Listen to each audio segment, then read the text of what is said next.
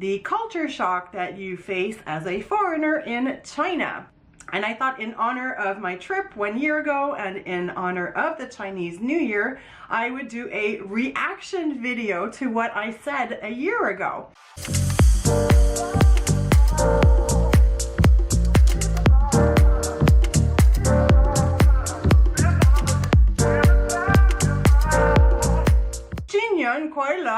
Culture eaters, I just wished you Happy New Year in Chinese, because today marks the beginning of the Chinese New Year, and this year is the year of the dog.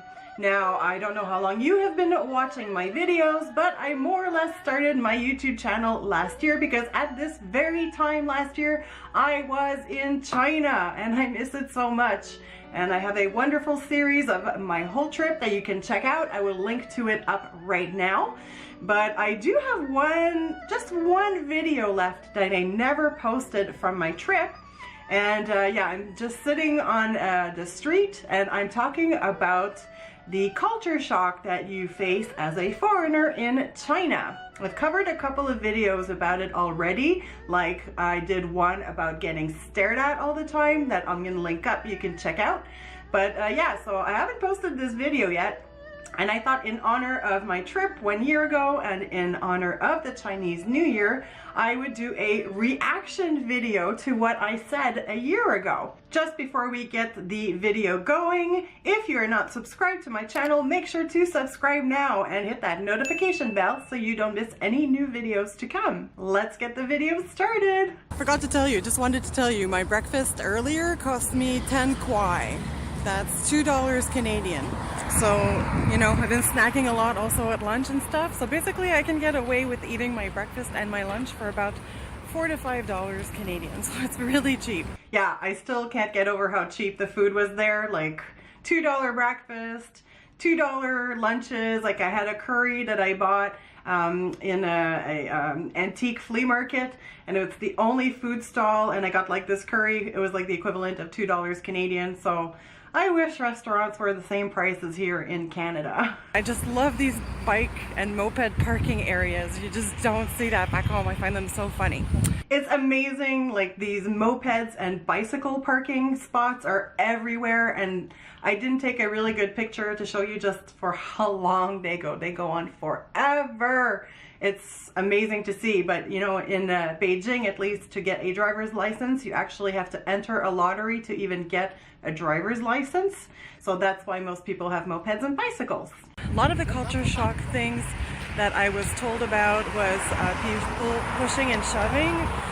It's been a vacation time here. Most people have gone back to work this week, but there was a lot of people arriving over the weekend for the end of the spring festival. So I haven't had like massive metro attacks, but like a non-busy moment is really packed. Yeah, my God, like maybe a third of Beijing was away, so it wasn't that crowded compared to normal, but it was very crowded compared to what I know. I remember the evening that I met Ling Ling from Lena Around. We went to see a light show at the last day of the New Year's, and just coming out of the metro, you have to scan to get out of the metro. The lineup to wait to scan out of the metro was ridiculous. The line to go through security to get back inside the metro was insane. Like people must have waited in line 30 minutes to an hour just to enter the subway station. And there must have been 1 million people at the light show. I'm not rounding up a high number to exaggerate. There's like about 30 million people in Beijing, so there literally was about 1 million people there. It was crazy. So personal space. I haven't had a big thing about it, but you can definitely tell, like in the bus tour we took yesterday, the guide was talking to the bench behind me, so she was holding on to the railing in the seat in front of me, so she literally had her arm in front of my mouth like that for like 10 minutes. So like that's like a non-personal space thing. And I've noticed with a couple of times I went out and I hung out with some Chinese friends that I made online, when they walk with you, they walk right next to you. Like they're literally walking, bumping into you. So that's like an example of the no personal space. Another example that happened here actually, because Ling Ling came to visit me in June. She was very much into, when she saw a Chinese person, to try to figure out if they were born in America or if they were Chinese born. And I came up with a test, and I've used this test a couple of times after that, where, like, let's say we were walking in Old Montreal and there was a group of Chinese people in front of us, and we weren't sure if they were Chinese born or American born. And I figured, well, if they're Chinese born, they're not going to have a problem with somebody really brushing up against them. So gently, but on purpose, I really walked up behind one woman and really like hit her back and scraped it all the way through. She did not turn around at all. So therefore, I am assuming she's completely born in China. And I've done a couple of experiments like that since then. And yeah, you can tell that way if somebody is born here or in China.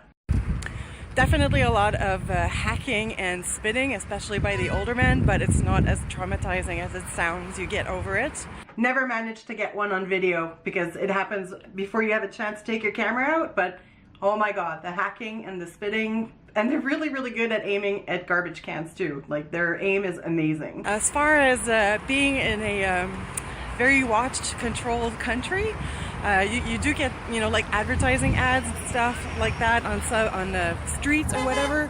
It's a lot tamer for sure. You get a feeling a little bit that everything is controlled. I've talked a little bit with my Chinese friends about it, and you know, they say that they are kind of being listened to on the streets or stuff. They're not going to talk about things as openly about like democracy and things like that. Yeah, one of the girls I met, I won't mention who, she would love to leave China, very against the politics there. She was very happy to be with somebody like me with whom she could discuss her more controversial ideas for China, let's say.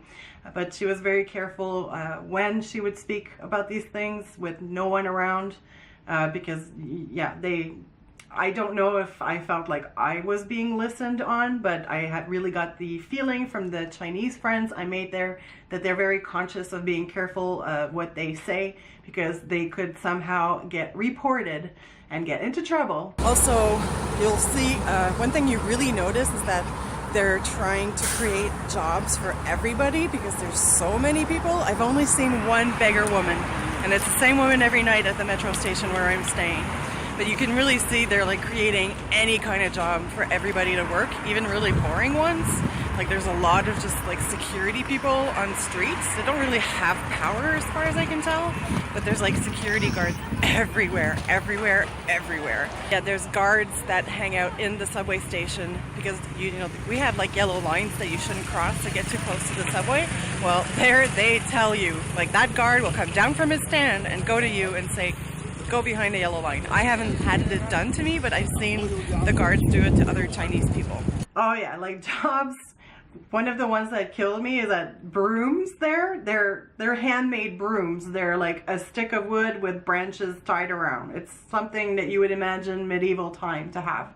And you have, especially old ladies, their jobs, they're literally just brooming the sidewalk and stuff. So that's good. They're keeping it clean, but can you imagine your job is to broom with a handmade broom? Everything. I've been told of other examples that, let's say if somebody went to buy a book or something, and here you go to the store, you got one person at the cash and they do the whole thing. Whereas there's some instances in China where somebody did actually have 3 people. One person takes the book, one person punches it in and takes your money, another person puts the book in the bag. They're really trying to create as many jobs as possible. And every time you take the subway, so really take the subway because it's super convenient, it's really easy to do. It takes like the first time you need to get the hang of it, but it's really easy to do. Beijing is massive, it's huge, so you really need to do that to get around. And I think it's cheaper than taking a taxi all the time because you can, one, run into a lot of traffic, so even if taxis are cheap, it can run the meter, you can be stuck 1 hour in traffic really easily. So it's just better to take the subway. So what you want to do is you want to get this card. Actually, I'll stop it there because I will link up right now to a video I did all about how to take the public transport in Beijing. When you go into the subway, another job that's created, you have to go through a security check. It's nothing intense. You just go through like an x-ray machine and you put any bags that you have with you through a stand and you just walk through. Usually you don't have any problems. A little piece of advice that my Chinese friend gave me is that, of course, I've been carrying water bottles with me all the time, drinking, and you're not supposed to bring water or liquids necessarily. But I haven't had any problem because I'm a foreigner also, so they kind of don't care so much. But if you have a water bottle with you and you take the subway, take it out of your bag, hold it in your hand, and put your bag in the scan, walk through the arch with liquid in your hand. The worst case is that they can ask you to maybe take a sip to make sure that it is something that's drinkable. I haven't been using my Chinese that much as well, so here's another little piece of advice. If you're not sure where you're going, like that just happened to me when I'm going to the Summer Palace right now, and I wasn't too sure which direction to start walking when I got out of the subway, and the younger people will sometimes speak English, so I asked, Qing Wen, which is like, excuse me, can you help me? And I said Summer Palace, and they didn't understand. So then I just took the map out on my cell phone and I pointed, and then they understood and they pointed me in the right direction. You know, we're used to traveling and going to countries where they'll have like a little bit of English, but even in the large cities, the average basic Chinese person does not know English at all. Like at all. So it's really unnerving a little bit. So make sure to have a map with you. So pointing a map is universal language. So overall, yeah, everything is different. The cultural behavior is different. People, the way they eat, they talk, everything you look at, the way they interact with each other is all completely different. But you know what? We're traveling to embrace and learn differences. So they're very nice once you approach them. You just have to do the first move.